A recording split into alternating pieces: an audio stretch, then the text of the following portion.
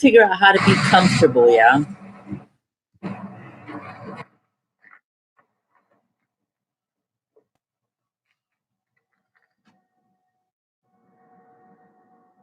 My name's Sam Potter. I guess I'm a traveler,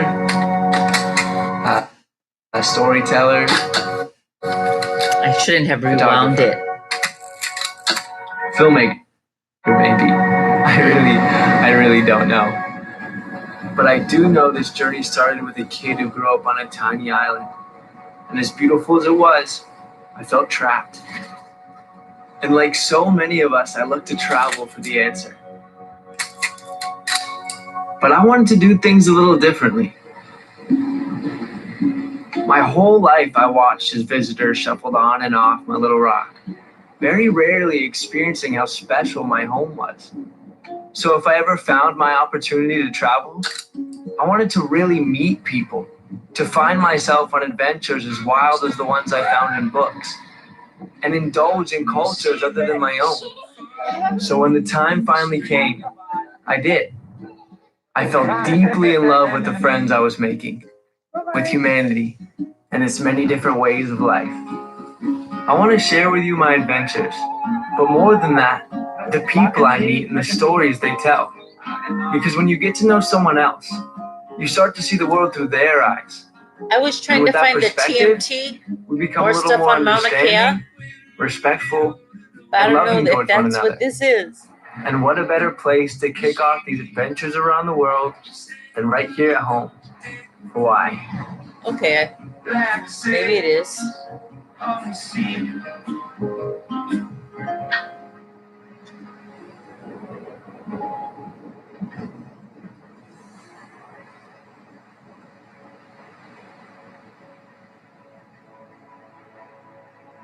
Micah Kamoali'i is a direct descendant of King Kamehameha, and his family is made up of hula dancers. But this is not the kind of hula that you find down at the luau shows with mai tais and fake flower lace. This is the kind of hula that chants to the wind and the rain, that has been used to reach the gods and tell stories from thousands of years ago. This is the type of hula that fights to preserve Hawaiian traditions. Ew! Sorry, hope I didn't scare you.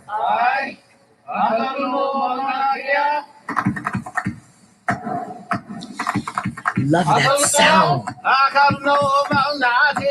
Hula has been in my family for a very long time. Hula is the language of the heart, therefore the heartbeat of the Hawaiian people.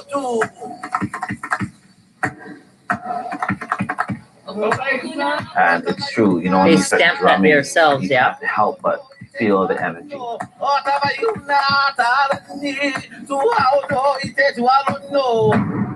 The Hawaiian people have suffered a dark and painful history. Their lands were stolen, their culture ripped from them, and for a long time, Hawaiians were not allowed to be Hawaiian. So to him, and to many others, hula is much more than just a dance. Hula was a means of keeping our history alive.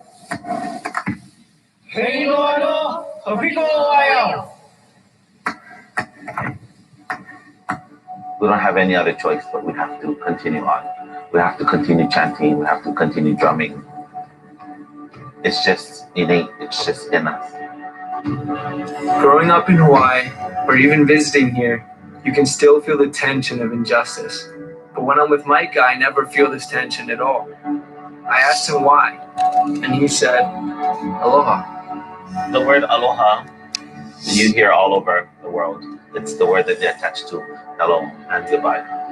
If you break down the word, alo means face, ha means breath. When we greet each other, traditionally, we would press our face on the other person's face and we would breathe. We would exchange this breath, and it's the action of giving one's life force to the other. We aloha our land that's around us. We aloha our kupuna who have passed away. Kupuna, we aloha the mountains and the stars. And the more we do that, the more our people are like that with everybody around them. The beauty of Hawaii is obvious. All it takes is a photo, and that Hawaiian dream starts to play in your head. And like it's beautiful, it's gorgeous. I feel so blessed to be able to go out and go in the ocean and go on waterfalls. That's great. But when I leave home, and I come back, what I truly miss is the community, it's the people. There's this culture and this way that we live here that I find so special. And that's what we want to share with you. And I think to really do that, you need to understand that there's kind of two sides to Hawaii's story. There's the traditional side of Hawaiian culture and the modern day culture of Hawaii. So the modern day culture of Hawaii started in the sugarcane era, when people from all over the world came over here to work the plantations.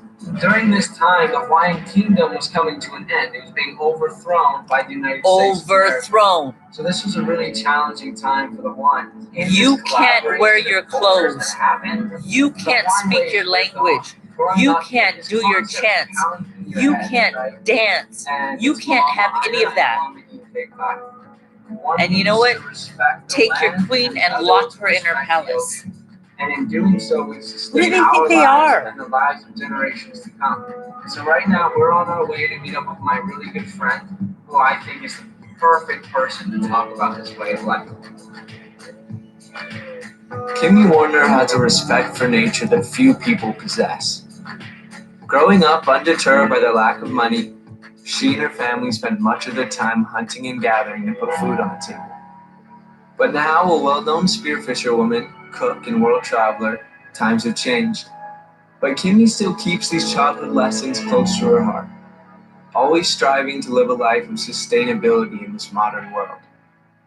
I love you, first of all.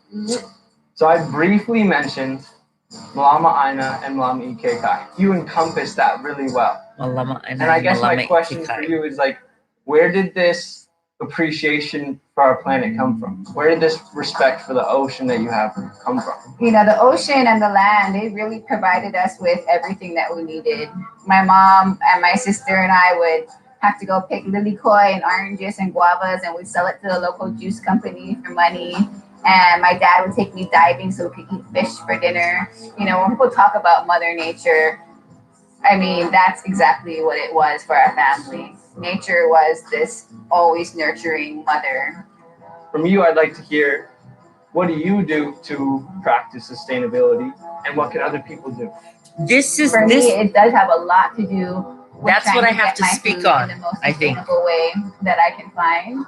It also has to do with trying to reduce some of the things that I do. I'm trying to reduce my use of single-use plastic. Yes. Maybe it's just getting to know, you know, where your groceries come from. Maybe it's just reading the back of packages a little more. Maybe it's looking for food that's not in packages a little more. Yes. Change for the better good is going to be made as a collective whole. Do we believe I that love in our 12 planet. years we either change Hiking and surfing and our like ways, everything that my or life has been. But we have a what planet really did it for me was spearfishing.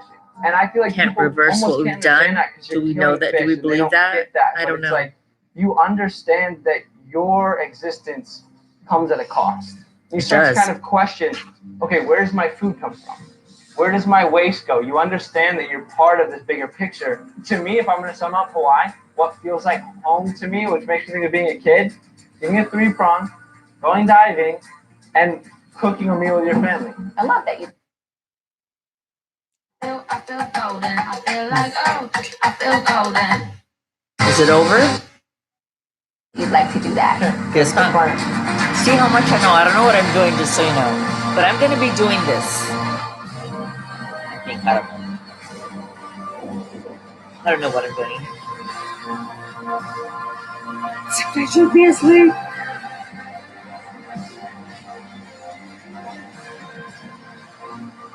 All right, Kimmy, one more question. If Hawaii could teach the world one thing, what would it be? I think Hawaii could teach the world a lot about everything, about respecting nature, about sustainability, and about community. I think if we all just take that same island mentality that Hawaii has and look at things globally, like that with some global aloha, and think, yeah, I should be treating people better. It doesn't matter if your skin color is different, your mindset's different, your culture is different. I have to learn to open up to that. I have to learn to respect that.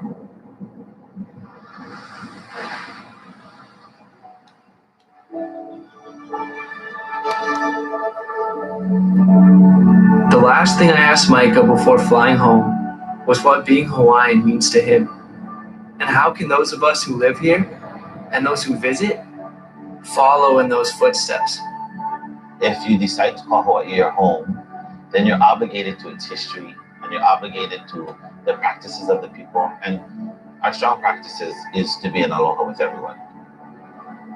And if you find yourself here in Hawaii and you find yourselves on our shores, you too should be obligated to its traditions and its people. Leave a little bit of yourself back and take a little bit of Hawaii in.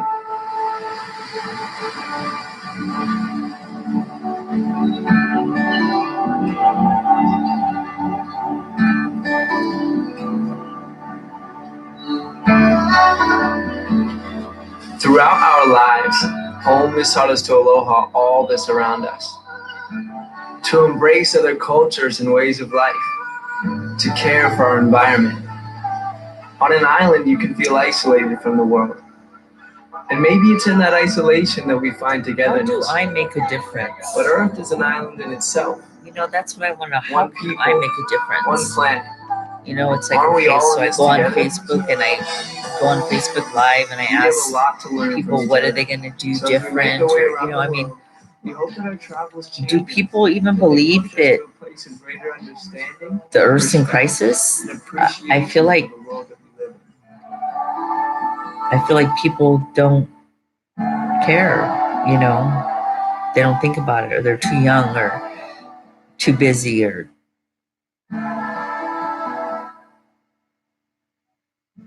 like me, I don't know, too depressed. What is this? Okay, well, bye. And